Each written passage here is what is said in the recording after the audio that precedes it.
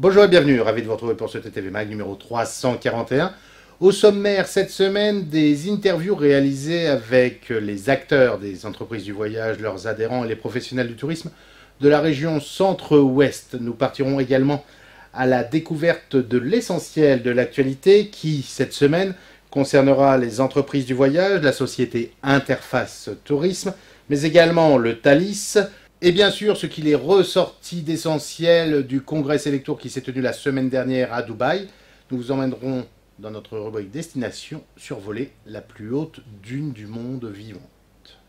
Nous proposons donc de retrouver des professionnels du tourisme à travers un reportage réalisé en région par notre envoyé spécial. Et voici tout de suite les premières images de ces quelques interviews. Oui, en effet, nous sommes en direct d'Angers, une très belle ville touristique où il y a actuellement pas mal de travaux autour de nous. Néanmoins, nous avons le plaisir de retrouver des professionnels du tourisme tels que des tours opérateurs, agences de voyage et réceptifs et parfois des sociétés mêlant les différentes activités. C'est le cas par exemple de Bénédicte Lebrun de BLB Tourisme. Bonjour, eh bien plutôt une belle année 2018. Il est vrai que nous avons bénéficié en Bretagne, comme dans beaucoup d'endroits en France, aussi d'une météo exceptionnelle et surtout qui s'est prolongée jusque tard dans la saison puisqu'à fin octobre, on voyait encore des gens se baigner sur nos plages. Autre invité, Yvon Pelletanche, le président de Eden Tour, un réseau de distribution situé dans l'Ouest. On va faire une très bonne année puisqu'on va finir avec une croissance à 2 chiffres. Bon, malgré un mois de décembre, compte tenu des circonstances actuelles, qui va être lui beaucoup plus compliqué puisque là on est en décroissance à 2 chiffres au mois de décembre. Aujourd'hui, pour rappel, où en êtes-vous dans votre groupe? Alors à ce jour, on a 22 agences réparties sur l'ouest de la France essentiellement. Retrouvons maintenant Alain Hamon, le fondateur de Levacon, un groupe qui a su se diversifier, membre également de Selectour. C'était pour nous l'occasion de voir comment il a vécu le congrès qui s'est déroulé la semaine dernière à Dubaï. Comme beaucoup de nos collègues, je suis positivement séduit par la position du réseau et de la demande du président, principalement sur le fait de ne plus faire des soldes sauvages en dehors du réseau. Donc de ce côté-là, c'est très positif. Pour le reste, ça n'a pas changé grand-chose pour les tours opérateurs, même si certains ont dit une certaine opposition, mais on a bien vu qu'ils voulaient tous référencer en or. C'est la preuve qu'on est sur le bon chemin. En bref, les entreprises du voyage et les gilets jaunes. Les entreprises du voyage viennent d'éditer un communiqué. Rappelons qu'actuellement, les réservations sont en baisse de 3% en novembre par rapport à l'année passée, alors qu'elles progressaient de plus 4% au mois d'octobre. L'île de la Réunion est quant à elle la victime la plus marquée, avec une baisse des intentions de voyage qui s'élève à hauteur de 26%. Seules les destinations étrangères tirent leur épingle du jeu, avec plus 7% pour le moyen courrier. Il est à noter que l'Égypte est redevenue finalement une destination refuge pour beaucoup de clients. La société Interface Tourisme vient d'annoncer qu'elle était mandatée par la Nouvelle-Calédonie pour sa représentation globale sur le marché européen, et ce, à compter du 1er janvier 2019.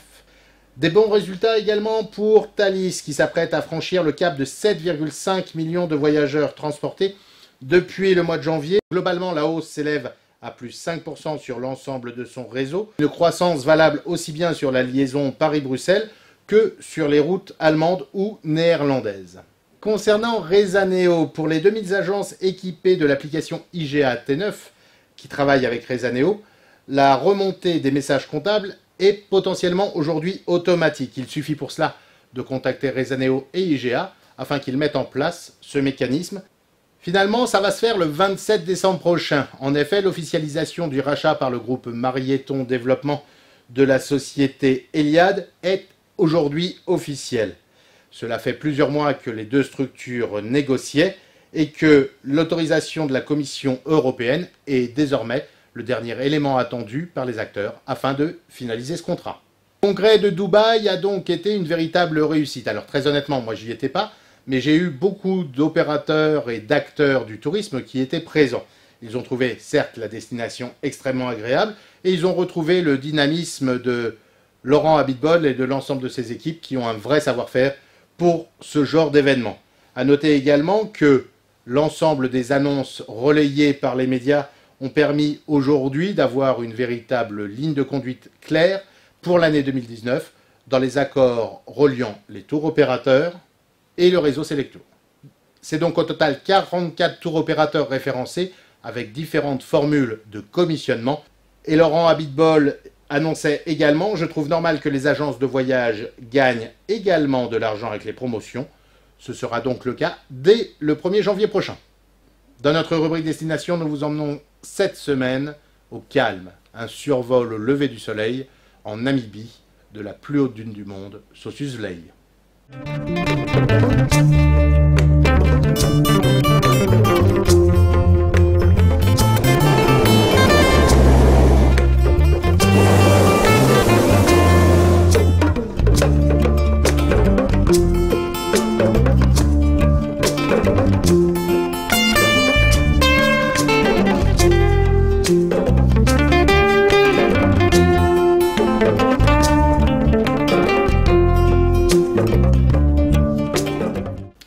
Voilà, c'est la fin de ce numéro. Merci à tous de votre fidélité.